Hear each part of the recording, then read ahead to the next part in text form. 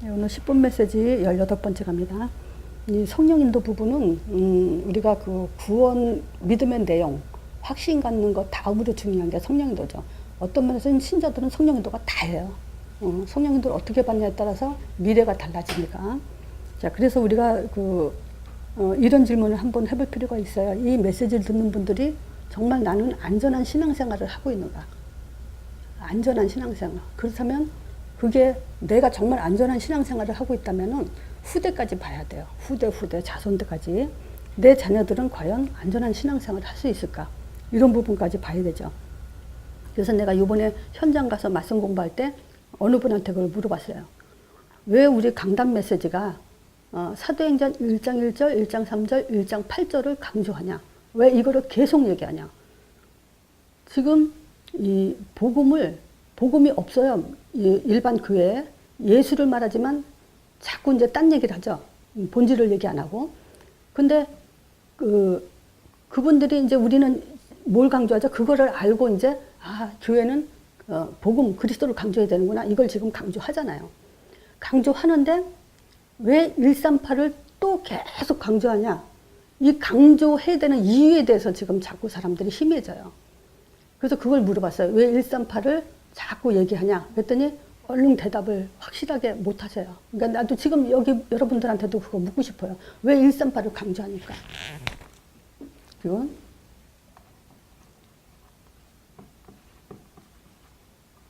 요거는요. 증인들에게 하나님이 성령을 보내준 답이기 때문에 그래요. 증인들에게 주신 답이기 때문에. 요 사람들에게만 성령을 부어줬어요. 헤롯 성전에 성령이 임하지 않았어요. 자, 그리고 교회라는 교회의 내용. 교회는 뭐냐? 이 내용이 없으면 교회가 아니다. 그걸 확실하죠. 초대교회 시작으로 주신 메시지니까. 그리고 또 한 가지를 얘기하면요. 성경 66권 요약한 것이 여기 사도행전 1장이에요. 자, 그래서 우리가 복음이라고 얘기할 때 우리 입장에서는 언약이죠. 하나님의 언약. 자, 근데 언약 그러면 창세기 3장 15절 이렇게 했잖아요. 그 창세기 3장 15절이 우리에게 이제 사도행전 1장 1절 그리스도로 성경 신약과 구약과 신약이 계속 사도행전에 마가다락방에 임하기 전까지 계속 이 그리스도에 대한 성취를 얘기한 거죠. 십자가 죽고 부활하신 얘기. 하나님의 아들 십자가 부활.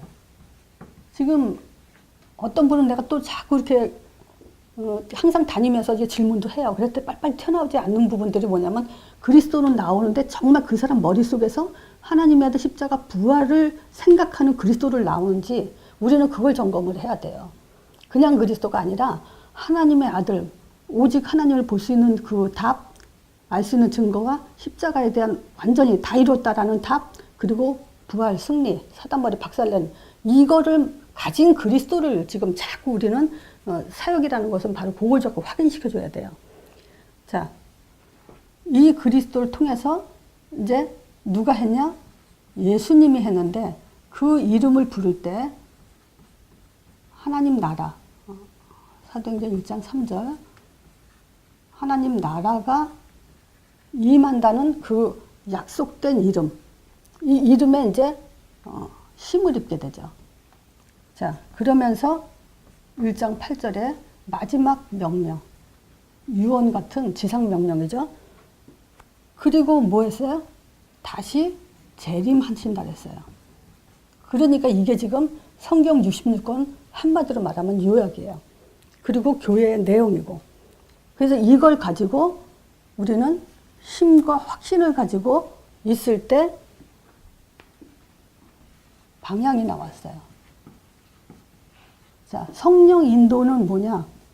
성령 충만한 자리로 하나님은 인도하세요. 내주하게. 그러면 성령 충만한 내주된 사람이 또 인도받는 곳이 어디냐면 전도라는 답이에요. 그래서 전도라는 답이 안 나면 그 사람은 인도를 지금 못 받고 있는 거죠. 또 전도라는 답이 난 사람이 인도받는 것이 뭐냐면 말씀 성취예요. 말씀 성취를 이루지 않고 있다면 그거는 인도를 못 받고 있는 거죠. 또 말씀 성취 속에서 내가 제자의 응답을 못 받고 있다면 그거는 성령 인도 못 받는 자예요. 또 제자는 결국 현장에서 드러나죠. 뭐냐면 어떤 문제라든 답을 줄 수 있는 사람, 어떤 질문에도 답을 줄 수 있는 사람, 그게 정복이에요. 자, 그래서 지난번에는 성령 인도 이 두 번째에서는 뭐냐, 성령 충만은 약속으로 주신다. 그 믿음이 먼저 들어가도록 계속 얘기했어요. 전도의 답, 절대 어떤 문제도 영향을 주지 못한다. 영향받지 않는다. 그리고 말씀 성취, 영접시켜서 지속사역. 그래서 지금 저는 이것을요, 모든 설교 속에서 맨날 아침마다 우리는 이걸 눈에다 딱 그려놓고 모든 생각, 또 말씀, 강단에서 듣는 말씀, 무슨 훈련 속에 듣는 말씀을 요거 가지고 적용이 돼야 돼요. 이거 없이 적용하면 자기 합리화 또 종교가 돼버려요. 자, 그리고 제자는 어떤 게 제자냐? 끝까지 함께 할 줄 알았어요. 그리고 현장에는 시스템까지 나와야 된다. 이렇게 얘기했지만 오늘의 성령 인도는 뭐냐면 다시 말하면요. 지금 이 답, 세 가지 답 가진 자에게 하나님이 주신 거예요. 달라고 주는 게 아니고 주신 거예요. 그렇기 때문에 뭐냐, 요거는 맨날 우리가 희미하게 알았던 것을 정확하게 알지만 날마다 강조해야 된다는 것에 초점을 두는 거예요. 반복해야 되고 강조해야 돼요. 그래서 우리가 간단하게 말하면 조금만 일해도 우리는 사실 스트레스 받잖아요. 그 스트레스를 안 받을 정도로 이게 내 거가 돼야 돼요. 만약에 스트레스 받는 결과가 나왔다. 이게 지금 영혼 속에서 강조되지 않고 있기 때문에 그러는 거예요. 물론 인간은 스트레스 있죠. 근데 그 스트레스가 나한테 영향을 줘서는 안 된다는 거예요. 그 정도로 충분한 답이에요. 자, 그래서 지금 보세요.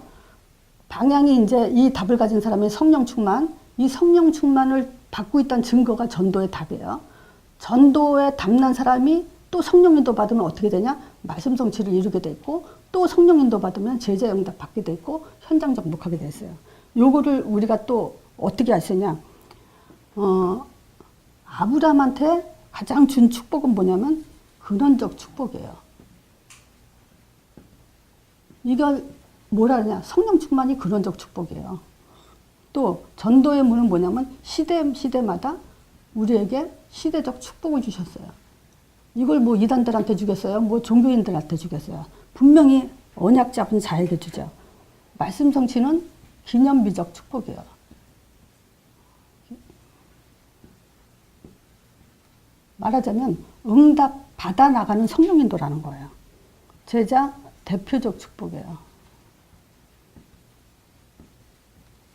현장 불가항력적 축복이에요. 아무도 당할 자가 없다는 거예요. 정말 이 두 가지가 내 거가 됐다면요. 문제, 사람 관계, 또 뭐 환경 절대 건들지 못하죠. 자, 그래서 한마디로 또 격리하자면요. 요게 맞다는 증거가 이제 요거예요. 예수 이름이에요. 예수 이름. 자, 그래서 저 사람이 그 얘기했죠. 믿음이 좋다라는 걸 뭘로 볼 수 있냐? 그 사람이 믿음이 정말 확실하다는 걸 뭘로 확인할 수 있냐?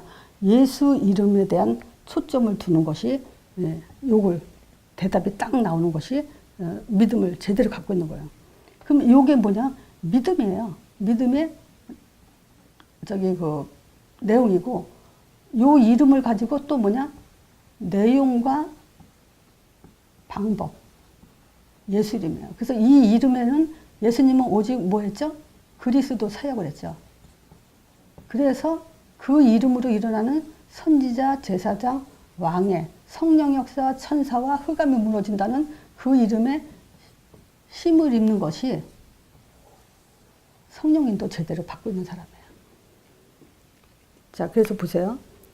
한번 적용해 보세요.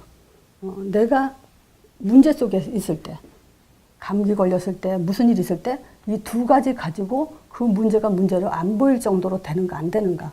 그게 날마다 체험된다면, 성령인도 잘 받고 있는 거예요. 메시지 여기까지 합니다.